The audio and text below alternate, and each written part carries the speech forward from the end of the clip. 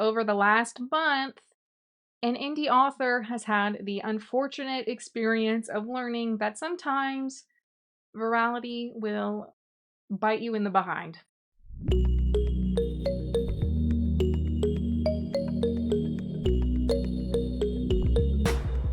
My name is Taylor Rose, and welcome back to my channel where we talk about everything reading and writing.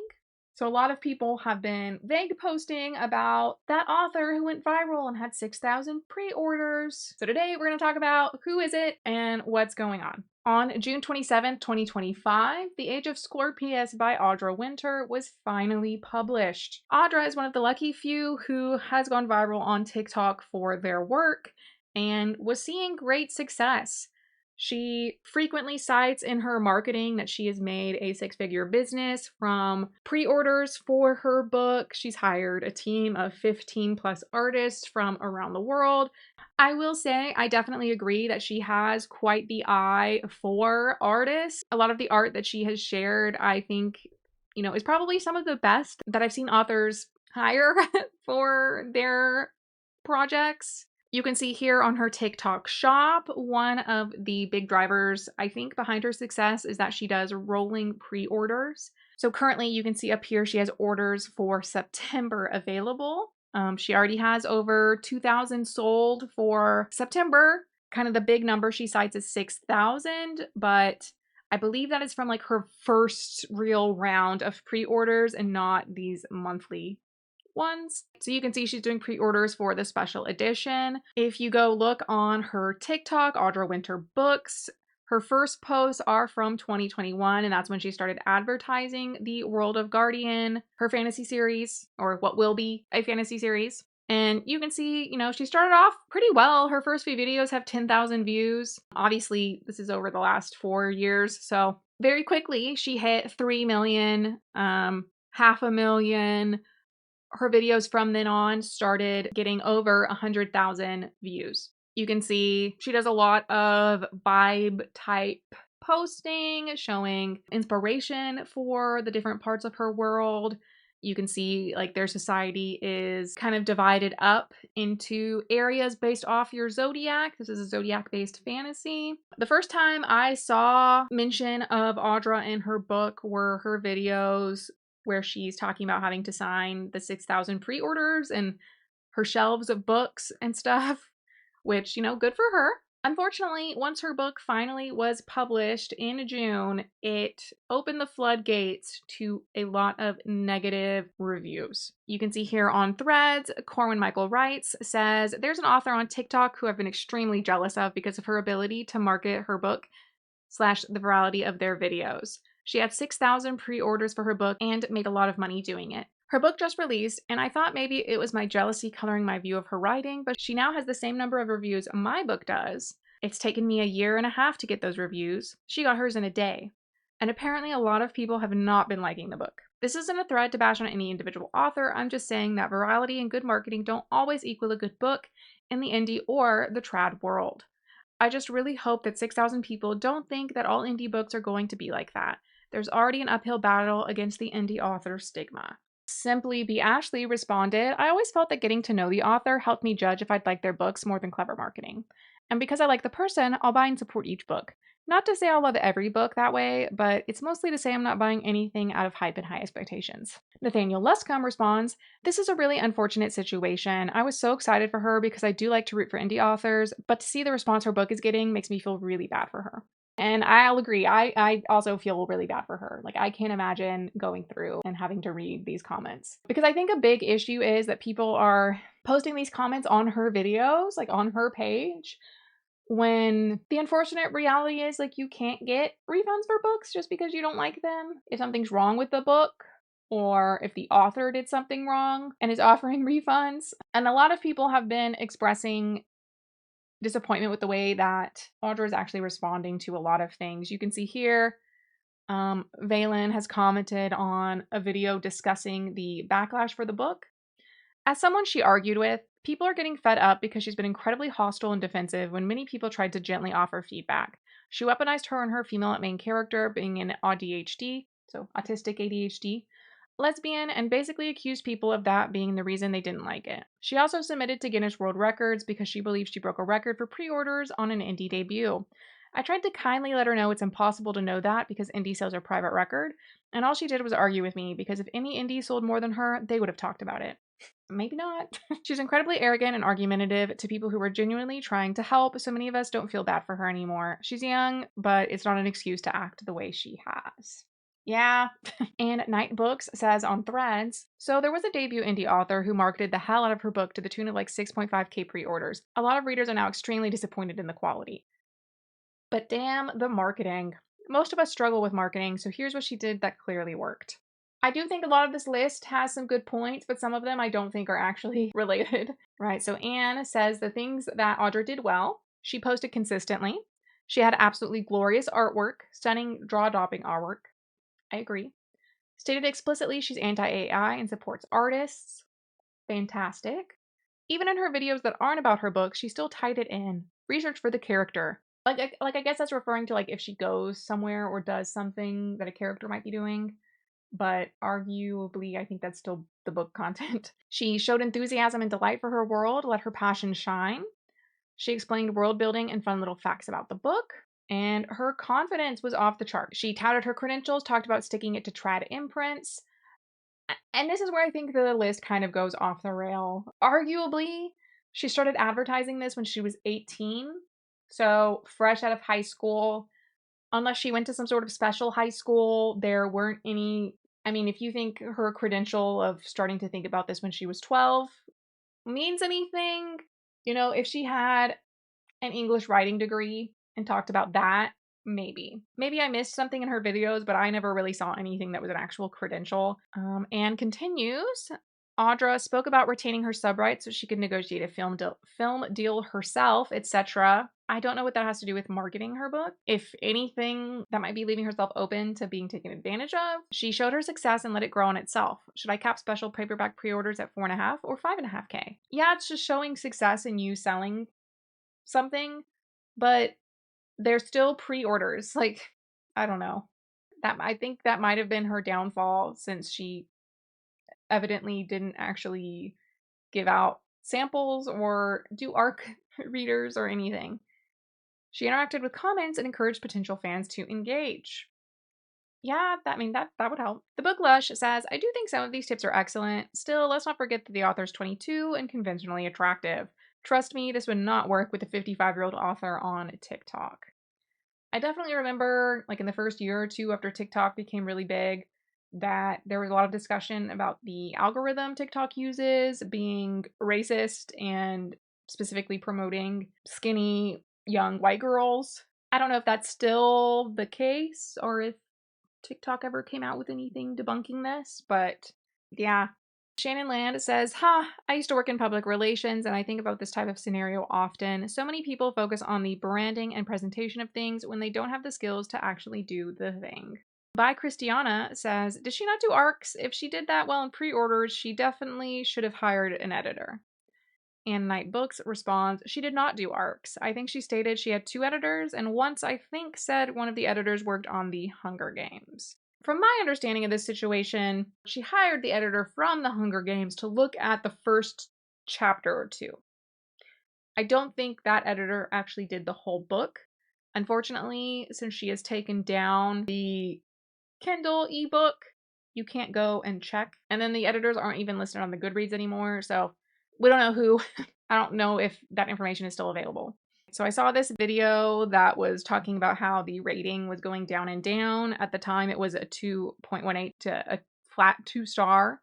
Currently, the Age of Scorpius has a 1.71, where 70% of those ratings are 1-star, going up 11% 2-star, 7% 3-star, 3% 4-star, and 8% 5-star. If you go to look at the reviews on Goodreads, you can see a lot of people are discussing the number of typos, discussing a lot about the differences between what the author said on TikTok and what actually happens in the book. I was disappointed to find that it is incredibly poorly written, with an abundance of run-on sentences, overuse of adjectives and adverbs, and confusing verbose descriptions, all punctuated with a remarkable amount of semicolons and em dashes. It was also rife with typos, misspellings, and incorrect word usage, which makes it hard to believe it was edited at all. The dialogue is not only extremely repetitive, but also stilted and at times asinine. The magic systems are convoluted, the plot is contrived, and the characters and conflicts are quite juvenile even for YA. Like other reviews have stated, I followed this author on TikTok and wanted to support her incredible feat of amassing such a huge fan base for her debut book. According to her, this book took 10 years to develop, which meant she started writing it when she was 12. Unfortunately, the writing is painfully juvenile and left me deeply disappointed. Finishing the book was a chore. As a whole, the concept intrigued me, and I respect the amount of work she put into marketing. However, there were a large amount of grammatical errors coupled with terrible sentence structure that made me question if it had been edited. The world building was also flat, heavily info dumped with poor execution, and then repeated in her characters' stilted dialogue as well as her narrative. The characters spoke so unnaturally about their own world, it read as though the author wasn't sure we would get enough world building from the narrative. A narrative that repeated itself often. For example, she begins chapter 2 with, though midwinter raged throughout the rest of Guardian, Conviction Woods kept its humid warmth year-round. Nearly a page later, she repeats, though midwinter raged throughout the rest of Guardian, Conviction Woods is kept its humid warmth all year long. There were an unnecessary amount of commas, semicolons, and em dashes that were incorrectly used throughout every sentence, which was jarring and disruptive. Simple words like merely and irresistible were unusually placed, while other adjectives with similar meanings were doubled up, which indicates there's a misunderstanding of definitions/vocabulary. There are misspellings of common words and misspellings of her own made-up words. All of these errors made this novel appear sloppy, which was genuinely disheartening. There's this 3-star review where she says it felt like she had picked up the second book in a series and not the first book, repeat sentences and awkward phrasing, which the author credits to having a neurodivergent main character. Right, this 2-star review. I saw someone else write that the author started writing this story when she was a kid and it reads like that. I sadly agree. It doesn't seem to me that she went back over her work as an adult and tried to improve now with a more matured skill set. If I remember correctly, the author decided to self-publish because she didn't like the feedback she received from trad publishers. As an artist myself, I probably should have taken that as a red flag when coming across her videos on TikTok, but I appreciated her passion. This review, a little unwarranted. I can't give a 1-star review because I only read the Kindle sample, and then he kind of just choose people out for buying a thing on TikTok. I definitely agree with him, but I do kind of feel like he's only doing it because it's a big topic, not because he genuinely wanted to read the book. So a lot of people saying that they pre-ordered this and were so excited, but ultimately were disappointed. This video discussing the rating continually going down. Aaron Morgan responded, I honestly don't think it's hate. From the comments I've read, people aren't being cruel. I think people are being honest about the quality of the writing. I think her concept for the world building is really cool, but I think she needs to completely rewrite the book. World building alone can't hold a book up, much less a series. I really feel bad for her. I don't know what happened during the editing, but I had a hard time understanding her sample. And I'm reading Tolkien's Silmarillion. I always pronounce that wrong right now, so if I can't parse her words, something's wrong. The person who made the original video responds, I saw her try to defend her style since the MC's neurodivergent, but no. Kizzy says, I feel so bad for the people who fell for her marketing campaign. Books are too expensive to be putting out a book this bad. Just Jess responded, I pre-ordered the hardcover. The paperbacks don't actually get sent to those people until September, so IDK if those people can cancel for a refund. Don't get me wrong, the book itself and the art throughout is gorgeous, but the fact that it was nearly $50 with this level of writing for this actual story is upsetting. This was the first time I had ever pre-ordered a book. I usually don't, especially physical books, but it sounded so cool and I just wanted to support an indie. At this point, I'd accept even a partial refund. I don't need a full one because I know work did go into it. It just felt icky that immediately every single video became, I'm not a 6-figure business. Audra did come on to TikTok and post this apology. It was brought to our attention today that the ebook for the Age of Scorpius has many errors that cause its quality to be subpar in comparison to the paperback and hardcover. In my rush to release the ebook, I did not proof with the same attention and care I gave to the physical copies. I'm deeply sorry for the disappointment this oversight has caused. We have temporarily removed the ebook from sale and plan to re-release it with all art included, as well as technical improvements and fixes to its content. Since the Kindle preview was the previously available sample, we will be re-uploading a free sample within the next 2 hours as scanned pages of the first chapters from the hardcover. It will be posted publicly and linked at the top of my link tree. Additionally, we are actively working to update the Amazon and Barnes & Noble's standard paperback copies with a higher quality second revised edition. Once released, those who have purchased the first edition will be able to request a code on our website for a free digital copy of the second edition. Additionally, I am seeking a second opinion from a third editor on potential editing improvements. Earlier this year, I hired 2 experienced editors to developmentally and copy edit the Age of Scorpius. Their names are in the acknowledgments of the book. Prior to these passes, the Age of Scorpius was in revision with a literary agency, critique groups, beta readers, and various publishing professionals. However, we have heard you. There's always room for improvement. We greatly appreciate the encouragement to seek further feedback to polish the revised second edition and strive to ensure a comfortable reader experience. So if this is true, and it really did go through all of these rounds of editing and beta reading and such, they did her a disservice by lying to her face. There's no point in having people give you critique if they're just yes men. Audra continues, during this time, I will be taking a small break from posting. My overall health has been deeply impacted and affected by the expectation for me to respond to criticism and critique less than a month after my first new release. Posting intentionally harmful criticisms on my page directed to me with the demand for me to answer puts me in an uncomfortable position as an author. Though I vastly appreciate all the reader feedback and advice, I have in turn received alarming, hurtful, and misconstrued harassment intended to cause harm to me and my team. With increasing safety concerns, it is in my best interest to step away from audience engagement. And then she just goes to say thank you to the people who are still supporting her. Again, this situation is really unfortunate. I do think it is out of line for people to go to her page and harass her, but they are well within their rights to leave reviews on Amazon, Goodreads, etc. Someone did post the Kindle sample on Amazon, which has since been removed. It's no longer available. And it is actually more correct than the physical copy she is sharing now. The second sentence uses the word uninhabitable correctly in this ebook sample, but it is inhabitable, used incorrectly in the physical copy. J.N. Thomas Books says, I've got to ask, this lady with 6K pre-orders whose book's being eviscerated for being terrible, did she not have critique partners and later editors? Surely she did not publish this thing in a vacuum without any feedback because that would be silly, and yet I'm hearing the book is unreadable. Read with Cat 907 says, I just went down this rabbit hole for the last 20 minutes. She says she had a team. She also said the ebook files were the incorrect ones, but the paperback files are correct. But the negative reviews about editing are still coming in from people who bought the physical copies, not just the Kindle copies. The ones who had the physical copies had more issues with the writing style and world building than copy editing.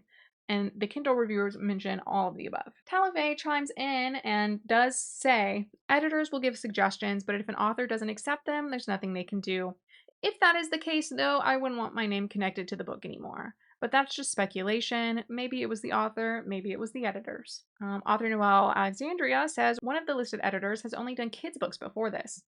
E.L. James notoriously ignored a lot of her editor's feedback. The editor for 50 Shades spoke about it several years ago. Talafe responds, I tried looking up the editors because I remember seeing them listed on Goodreads, but either I misremember or they've been removed. Either way, I don't like how neurodiversity is being dragged into it. So I saw this video on TikTok that I thought kind of summed things up really well by Nikki Knox. Okay, so Audra Winter said that she took down her Kindle version of this book because she rushed it out and she didn't give it as much time and attention as the print one, and that's why it was bad. The print one was actually better.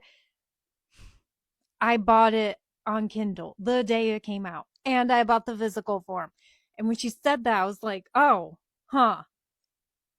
And I looked at the ebook, I looked at the physical book, and unless this is a different physical book, I don't know, they were the same. But some of the comments on this video, I thought brought up some good points. Lavender Gooms says, I'm just confused because she posted the first 4 pages back in June, got the same feedback, didn't change it, and I was shocked people don't like it. St. Osterberry says, the pacing was wild, the grammar was fighting for its life, and the plot took a nap halfway through. I'm not trying to be harsh, but this felt like a writing exercise, not a published novel. Nikki says, I was shocked when I read the first paragraph, honestly. Shocked that she sold this product to nearly 8,000 people. So she did go and post this sample on Amazon, and as you can see, great artwork, fits the vibes, but once you get to the actual written content, lots of sentences repeat each other, the same words are used over and over and over. And one thing that I don't really get, so this first chapter, the main character is in the woods investigating something.